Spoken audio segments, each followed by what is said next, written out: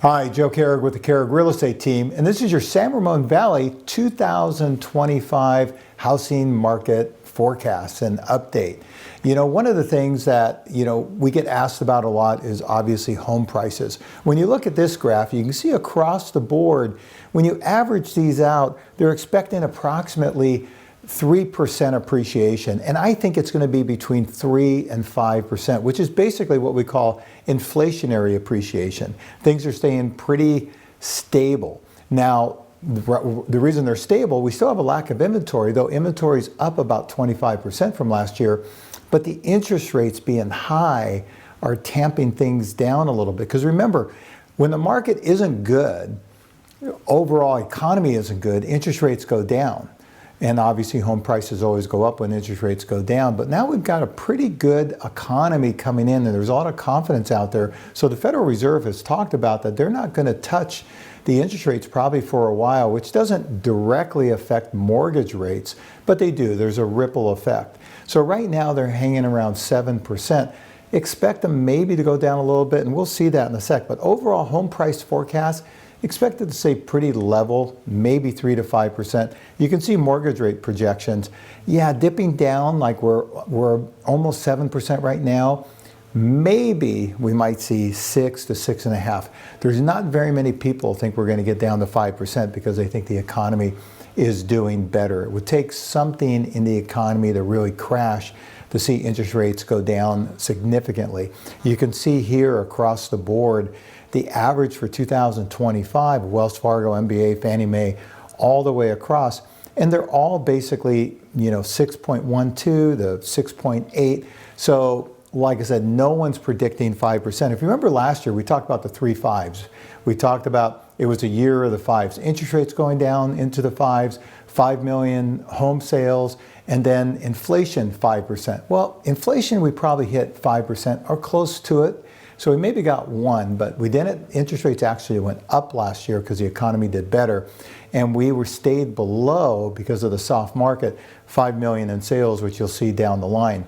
You can see mortgage rates by decades. A lot of people go, oh my God, it's almost 7%, 6.91% is where it's at right now. But you can see across the board, yeah, 2010s, we got spoiled. But when you look at, 1970s, 80s, 90s, and the 2000s, it's lower than it normally was, and definitely even about the same even it was just in the 2000s. And the inventory should continue to grow this year like we talked about it. And the reason why is because, like I said, the high interest rates keep buyers away, especially buyers that are buying that first home. It's funny that the interest rate affects most. The condo townhouse market is very soft right now. And the reason why is because those are first-time home buyers, and that's who interest rates affect the most. A lot of our $3-4 million sales are all cash, so obviously the interest rates really don't affect, those people that much. Existing home for sale inventory forecast, they're expecting any place from 11 to 15% higher. Right now we're about 25% higher as inventory is built up before the buyers have come out, during January.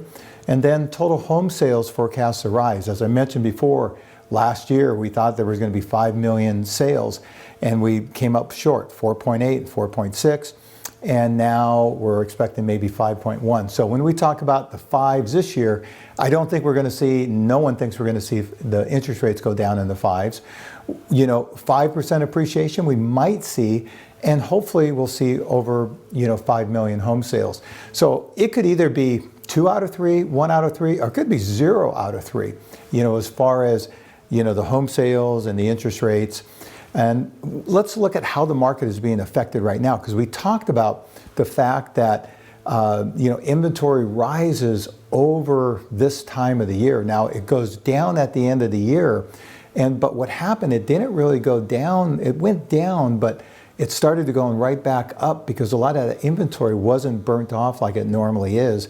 Now the buyers, the next couple of weeks are going to be telling, because this is when the buyers come out. And as you look at this in the San Ramon market, that the inventory's been going up, up, up. Pendings have stayed pretty consistent. So we'll see what happens here. You see it jumped way up a couple of weeks ago, but that's what it normally does. Right after the holidays. Everyone's waiting to put their home on the market. So that's not unusual. Danville, the same thing. You can see it's rising, rising, rising. Pendings have stayed pretty consistent. So again, the next couple weeks as the buyers come out in the market is going to be telling. Alamo, same type of thing. Inventory's been going up a little bit. Obviously, there's not as many homes on the market. And Dublin, the same thing. Pendings are slightly going up, but the active listings are going way up. We need more active listings. Actually, the higher interest rate, I thought, 6 months ago, 8 months ago, when we got into this year, it was going to be another bloodbath with prices just going up. But what happened is the interest rates, because there is such a demand out there still, there's still a lot more buyers than there are listings, but the higher interest rates, instead of going down, they went up, and it tamped down the demand a little bit, which now has allowed more inventory to hit the market. The next couple weeks are going to be telling, and we'll see what happens. Overall, you can see 105% for Alamo. Well, that was one sale that sold for, $3-4 million sale, sold for hundreds over asking. And that's why that looks high. But you can see we're dipping down into 90%, 95, 97, 97. Because again, sellers getting realistic. Because remember, even when it was 105%, 100%, I said realistically it was probably 90 to 95% because it didn't take into account where people had dropped their prices. Now, when you put a home on the market, you're doing more transparent prices. The sellers have learned that the market is where the market is. So they're not reaching way out. They're doing more realistic prices. You're seeing realistic numbers, 95 to 97%. If inventory continues to grow, you're probably going to see those numbers go down even more. But I think, the inventory will continue to grow, but usually February is where the buyers, February, March, April is normally the best 3 months as far as appreciation for sellers, because that's where you have a lot of buyers come out and there's not a lot of inventory coming from the holidays. Now we have a little built up inventory. So it's going to be really interesting. My opinion, after 47 years of doing it, I think it's going to be a stable market. We're going to kind of have an even buyer and seller. Unless you see interest rates go down significantly, then you're going to start seeing the appreciation of the homes again. But I think both with interest rates and appreciation, it's going to be a pretty stable market, at least for the first couple of quarters of this year. But again, every real estate market is different. Every neighborhood, every home. So please reach out if you have any questions at all. Just, over the phone, we can chat with you a little bit about the market. Again, Joe Kehrig, the Kehrig Real Estate Team. You can give me a call, 925-487-6838, or send me a text, or drop me an email, joe@kehrigteam.com. You want to learn more about the Kehrig Team, and go ahead and go to our website, www.kehrigteam.com.